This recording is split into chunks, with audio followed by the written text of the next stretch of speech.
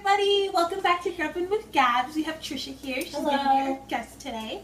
And what are we making, Trisha? We're making stir fry, chicken stir fry. Ooh, yeah. So we just finished the chicken. It's right here. You can see all the steam coming off. And yeah, let's get started. So what's first? So first I'm gonna saute some garlic and probably some onions, and then I'm gonna add in like the other vegetables, and then add the sauce, and then add the chicken back in. How did you learn to make this recipe? I kind of learned from my mom, because my mom cooks a lot at home. Like, coming to SF State and then kind of getting to see that I was, like, in a way privileged. For your mom. Right. It's different. I like being able to talk to people about, like, where they grew up and how different it was from where I grew up.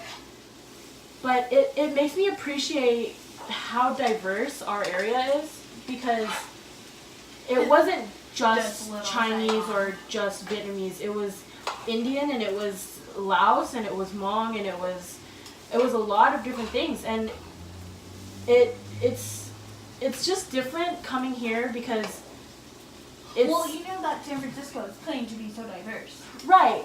And but it is. It is. That's definitely true. But like compared to back home, it's different. Very different. Is it different? You can't even name sometimes. Right, because it's like how do you put a name on something like that? Where because here with the diversity, it's in sections. There's a right. mission.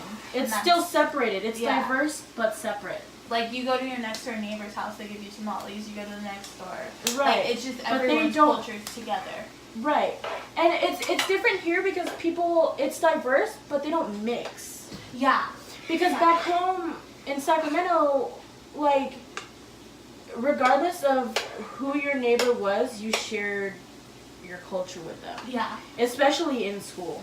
Oh, yeah. And especially for younger kids. Everyone's on the bikes together. Right, because it's not even just that different races or different ethnic groups would mix when they played, but they would also bring their culture into that. Everything. And so people like I learned like I had friends growing up who were Filipino and spoke Tagalog.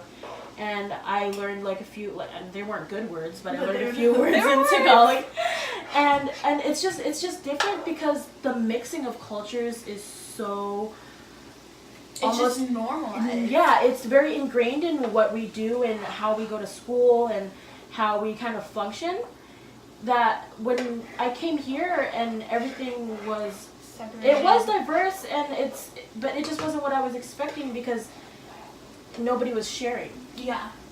You know, and like, cause there's like Japantown, and they'll have Cherry Blossom Festival, and Chinatown will have like the New Year's parade, and like in the Mission they'll have like stuff for Dia de los Muertos, but like they don't mix. You don't see people. You don't see a lot of people from outside that culture coming in and doing what they're doing for their holidays, and it's just really different. And it's not what I expected. It's not necessarily bad, but it's just different. Yeah.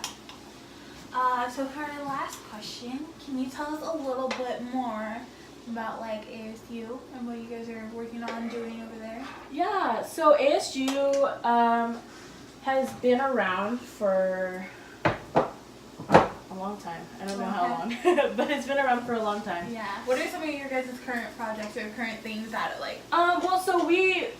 Even though we are like a very Asian-centric club, we like to kind of branch out and do other things. Mm-hmm. And so we like to do a lot of, while it is a very like a very social club, we like to kind of volunteer within the Asian community, but then also just kind of on campus and like whatever we can, you know. Mm-hmm. So it's not just a social club, it's not just about mixing of cultures, but it's like a lot of experiencing different cultures and kind of being able to bring that outwards, if that makes sense. And so we do stuff like volunteering in San Francisco, like locally, but we like recently have done a just like tabling on the quad for things like Be the Match, where we're looking for for sickle cell. not just sickle cell, but also just like marrow donors and stuff like that. We're just prompting people to join the national registry so that in case they are a match for people with like blood diseases or sickle cell or things like blood, even just blood donations, you know, it's stuff like that, like organ donations, blood donations, and it's not just geared towards Asian people. That's a community thing, you know. Yeah. That's something that like everybody needs. Yeah, everyone's gonna benefit from it. And so it's definitely a group effort to expand outwards, not just stay within like an Asian community. Okay, last question. Okay, if you could go back to when you were applying for colleges to little senior year Trysha, what would you tell her about your college experience so far?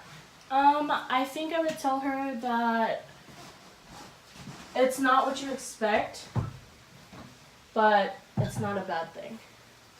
A lot of things are different. A lot of things are So now that you're in college, and since we do go to SF State, like, do you think you've been able to experience the culture in a different way, or interact with the culture in a different way? Yeah, I do, because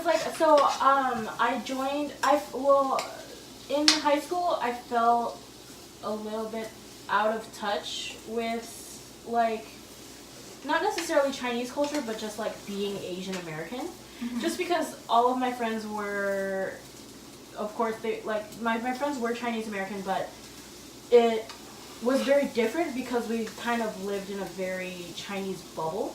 Cooking wise? I added ginger and I added onions, and I'm just gonna kind of let that sweat out a little bit until it gets like to the consistency I want it to be, and then I'm gonna add the